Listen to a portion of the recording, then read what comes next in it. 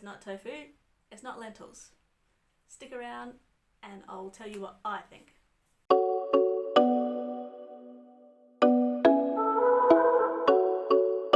Hello friends, thanks for clicking. I'm the Pink Veggie.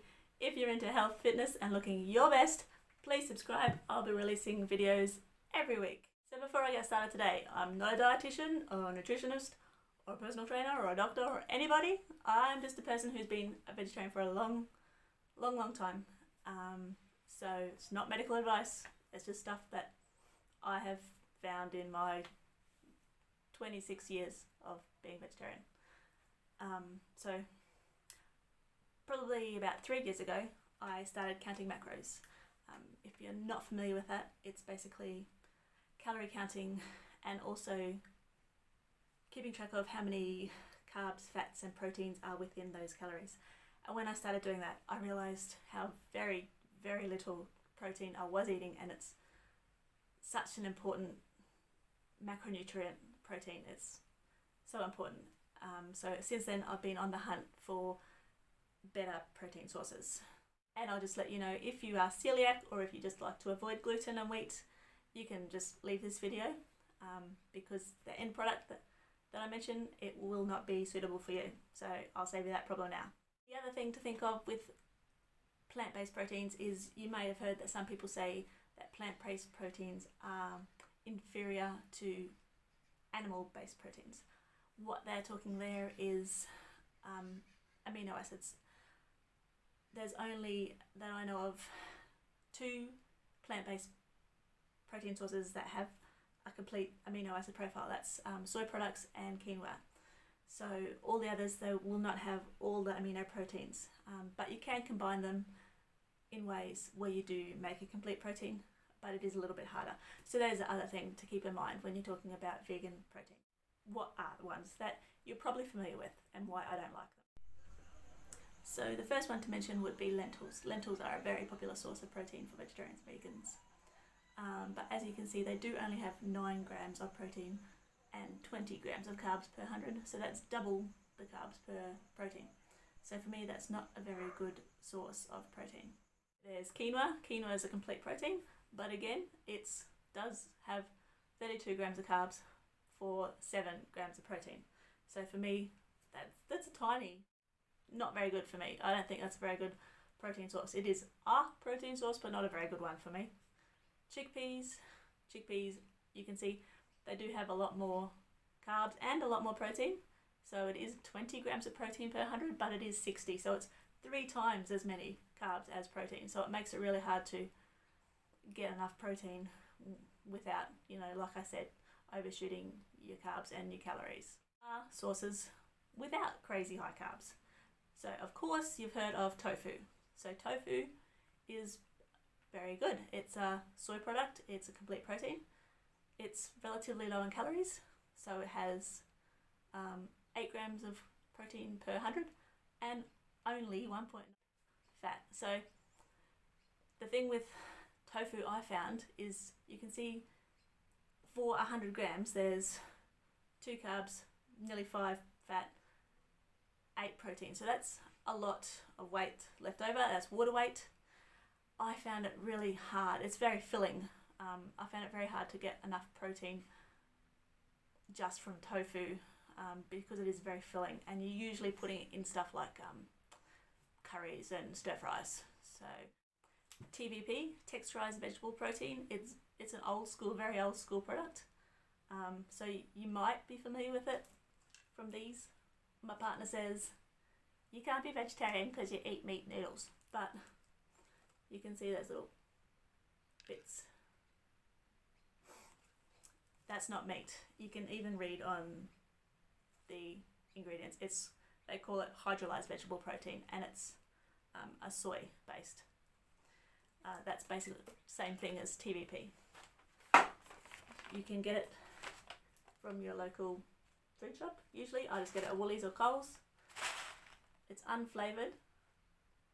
You soak it in hot water, it expands, and you can treat it exactly like mince. It's a very versatile thing. So you can see that only has 7 grams of carbs for 27 grams of protein. So that for me is a really good source.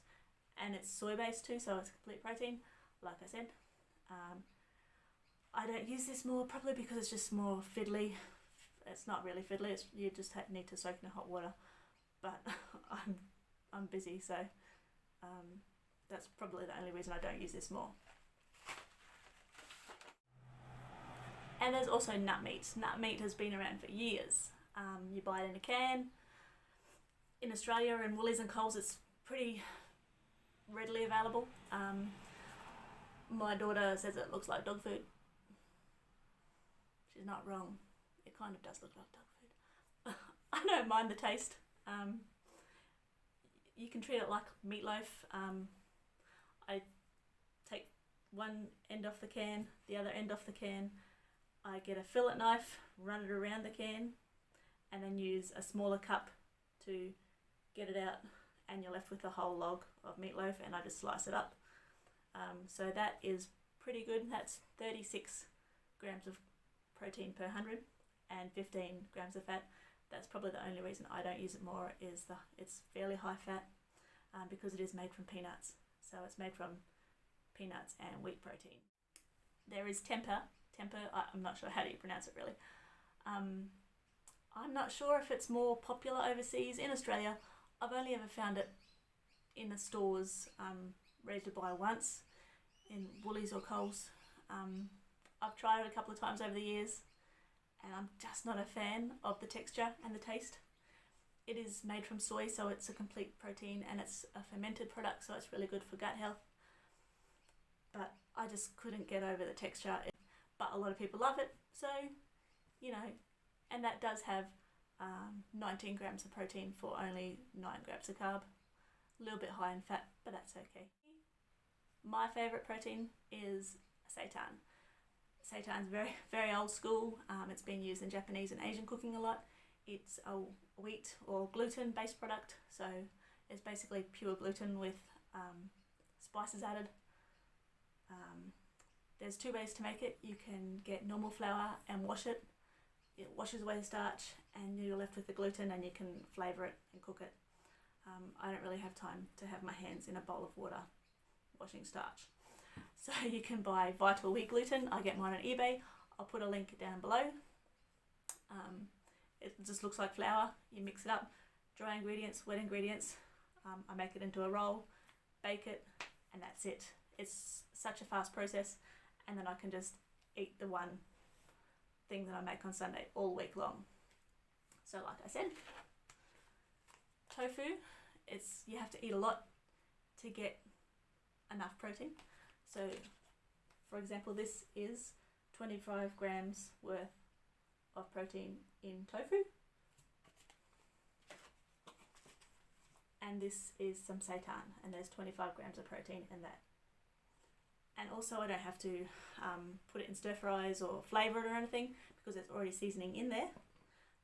I eat it just like that, usually with vegetables or gravy, whatever. You can also make it into nugget shapes, cut it into thin slices and pan fry it. This is the one I made this morning for the coming week. Ta-da! And that literally just stays in my fridge, and I eat that all week.